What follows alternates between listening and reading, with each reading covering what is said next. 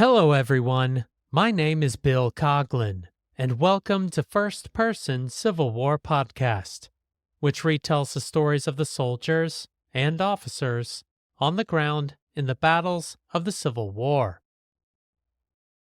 Episode 41 is entitled Corporal Ephraim M. Anderson and the 2nd Missouri Confederate at the Battle of Champion Hill, and relies on his book, Memoirs, Historical and Personal, including the campaigns of the 1st Missouri Confederate Brigade, which he published in 1868. Ephraim McDowell Anderson was born in 1843 in Knoxville, Tennessee, and according to 1860 census records, he moved with his family to a farm in Union, Missouri, which is approximately 50 miles west of St. Louis. By May of 1861, Ephraim lived in the small town of Middle Grove, which is 35 miles north of Columbia. As South Carolina and other states seceded from the Union, Ephraim Anderson claims there was a majority sentiment of neutrality among Missourians, until an incident on 10 May 1861, just outside of St. Louis. On that day, several Union regiments marched out of the city toward Camp Jackson and arrested members of a secessionist militia unit. As the men marched back to the city arsenal, pro-secessionists gathered to oppose them. What followed was gunfire and several days of rioting within St. Louis, but greater ramifications across Missouri. In its wake, men such as Ephraim Anderson cast their lot with the South. This at once was invasion, outrage, war, indicating a fixed determination to trample on all the rights, laws, securities, and guarantees of the state. It proved the beginning of a grand and unscrupulous system of violence and plunder persistently carried out in Missouri.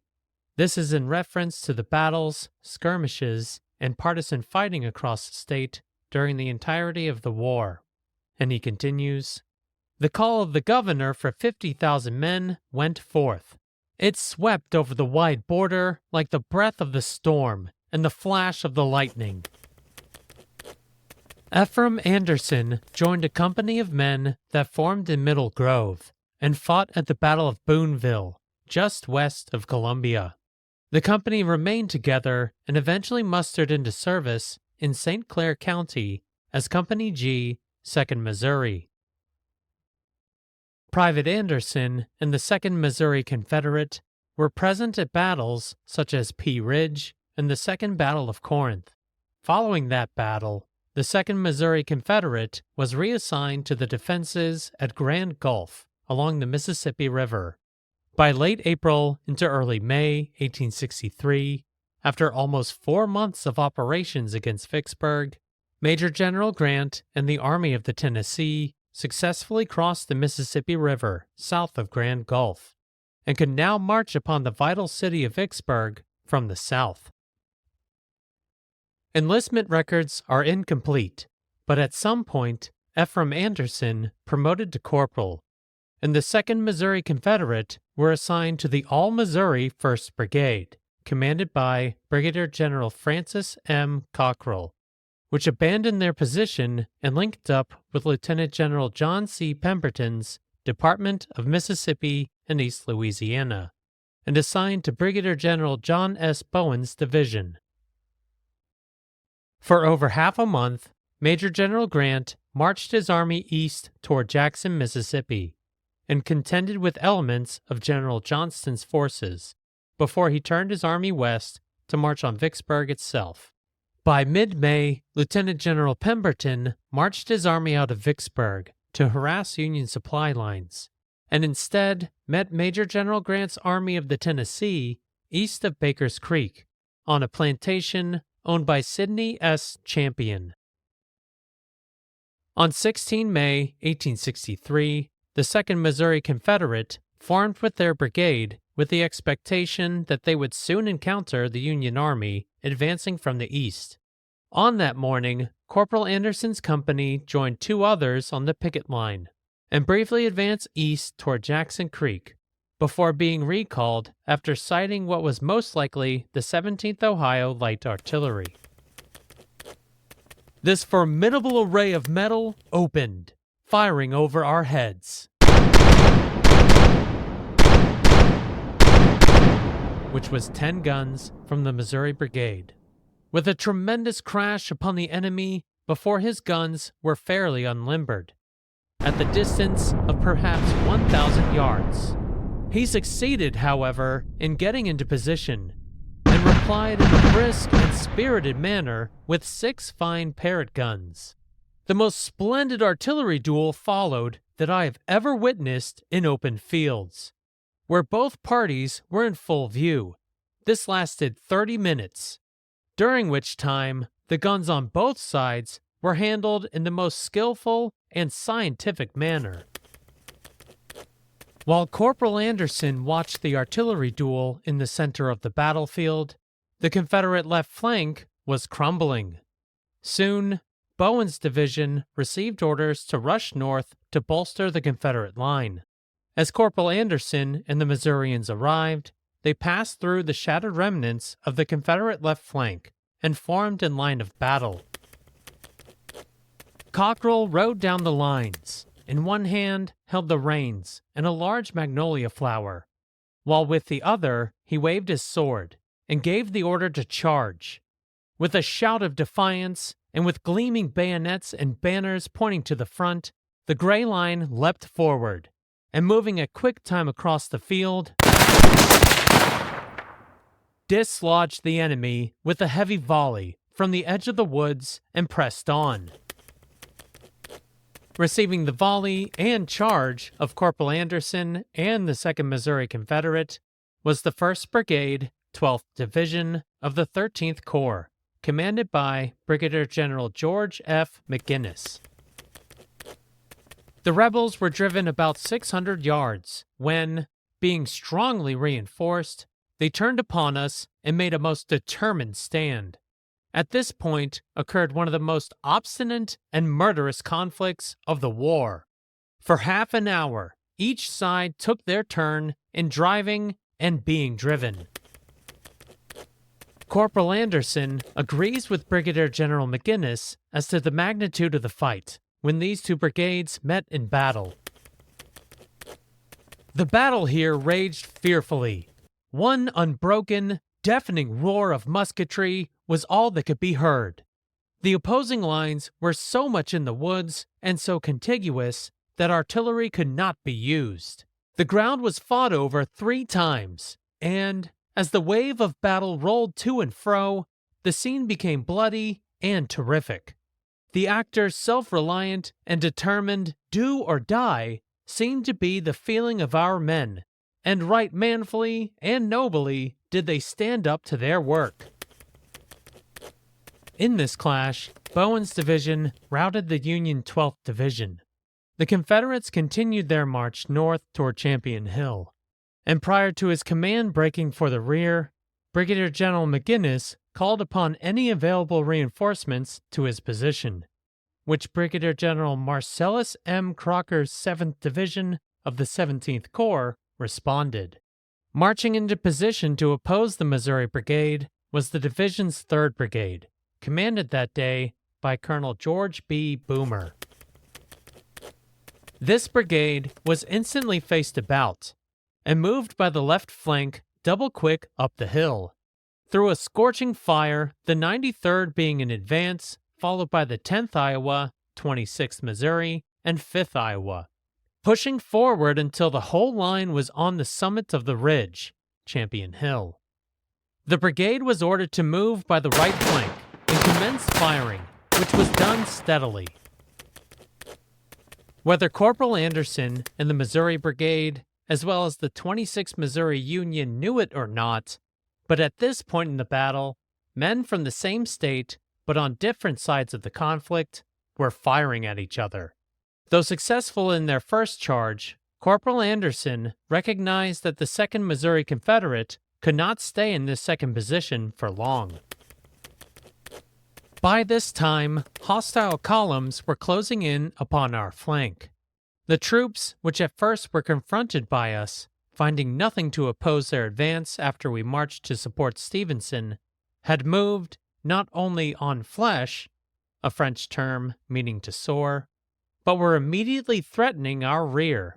And, at the end of all this hard and desperate fighting, this gallant and triumphant advance, it seemed to be necessary to fall back. Our position was compromised, and the dense gathering of lines of the enemy threatened us on 3 sides. Having successfully checked the Confederate advance, Colonel Boomer sent the 26th Missouri Union to pursue Corporal Anderson, the 2nd Missouri Confederate, and the rest of their brigade. The enemy, by this time being checked, were breaking and commenced their retreat. The 26th Missouri, upon being faced to the front, commenced firing.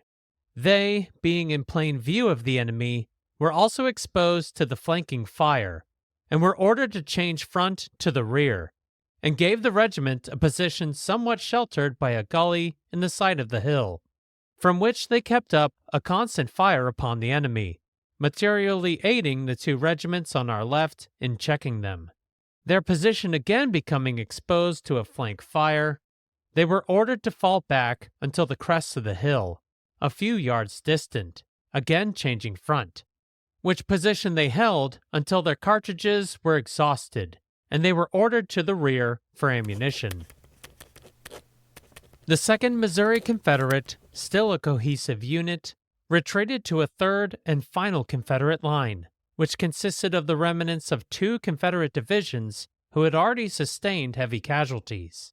Corporal Anderson, now in the center of this line, witnessed a disheartening sight: the arrival of still more fresh Union troops onto the battlefield.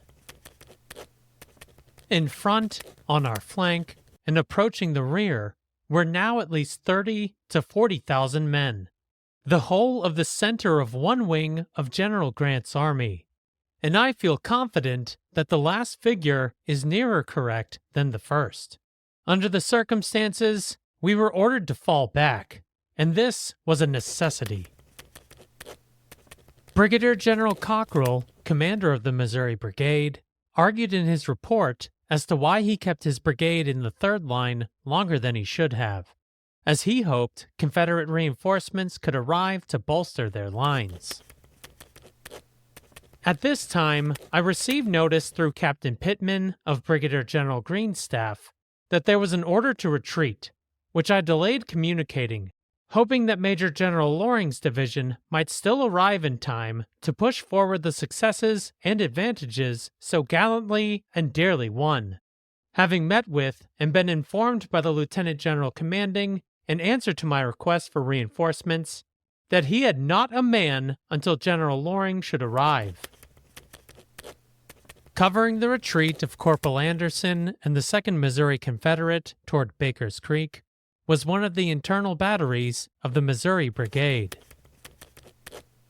As we came near the edge of the woods in our retreat and were about entering the field, a Federal column that had reached our rear rushed down toward the forks of the road and fired a volley at us. But, coming in range of the battery, the indomitable Landis opened upon it. The thunder of his guns was glorious music to us, and we had the pleasure of seeing the head of the column reel and scatter in the woods on either side of the road. Even Corporal Anderson noted the absence of Major General Loring's division, who delayed sending his brigades north until the Confederates were already in retreat from the Union's final assault. Up to this time, I do not think that Loring's division could have been engaged by any extent. If it was, the din of battle and the clash of arms had prevented our hearing the guns. But now, about a mile back up the road, it was fighting. In fact, it was only one of his 3 brigades. Whether Loring's division shared in this action, I am unable to say, but quite a battle took place at that point, in sight of the road which we were retreating, and which led back to Edwards Depot. As the Confederates crossed Baker's Creek that evening, the Battle of Champion Hill ended. Lieutenant General Pemberton's men fought the next day at the Battle of Big Black River Bridge, and by 18 May were back inside the fortifications of Vicksburg and surrounded by the Army of the Tennessee. Upon the surrender of Vicksburg on 4 July 1863, Corporal Anderson and the 2nd Missouri Confederate received paroles, which meant they could remain as a unit, but were forbidden to fight until being exchanged. The regiment was officially exchanged on 13 September, and because of the years of fighting, the 2nd Missouri consolidated with the 6th Missouri, and Corporal Anderson remained in the ranks through the Atlanta Campaign, the Franklin-Nashville Campaign, and finally, the Battle of Fort Blakely on 9 April 1865, which was one of the last battles of the Civil War.